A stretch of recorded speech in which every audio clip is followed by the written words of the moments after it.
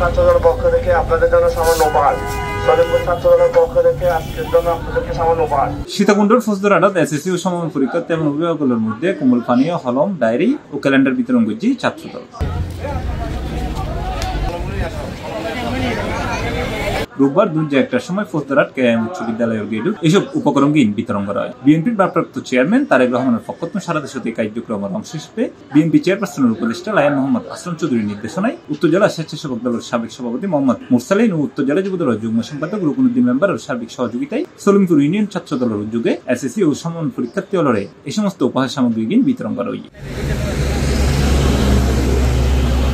এই সময় উপস্থিত আছেন সলিমপুর ইউনিয়ন ছাত্র দলের সাবেক সভাপতি নিয়াজ মুর্শিদ জীবন, সাধারণ সম্পাদক দিদারুল আলম অপু, স্বেচ্ছাসেবক দল নেতা মোহাম্মদ সেলিম, সাইম সরওয়ার, ফরহাদ টিটু, ছাত্র দল নেতা বখতিয়ার, রবিন, আরফাত, সামির, আরমান পিয়াল সহ আরো বক্তিয়ায় সামগ্রী যে আমাদের সামান্য উপহার তাদেরকে আজকে তুলে ধরবো, আমরা সবাই ওদের হাতে তুলে দিব এই বলে, এবং আমাদের প্রান্তীয় নেতা লায়ন মোহাম্মদ আসলাম চৌধুরী তার নেতৃত্বে তার সহযোগিতায় আমরা আজকে সলিমপুর ছাত্র দল একসাথে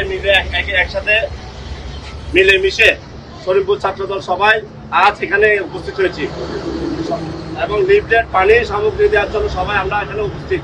সবাই আমরা নিজ নিজ দায়িত্বে সবাই যেন সামগ্রীটা আমাদের সলিমপুর ছাত্রদলের পক্ষ থেকে এসএসসি পরীক্ষার্থীদেরকে সবাই যেন হাতে পৌঁছে দিতে পারে, এটা আমাদের আশা আকাঙ্ক্ষা। সলিমপুর ছাত্রদলের পক্ষ থেকে আপনাদের জন্য সামান্য উপহার।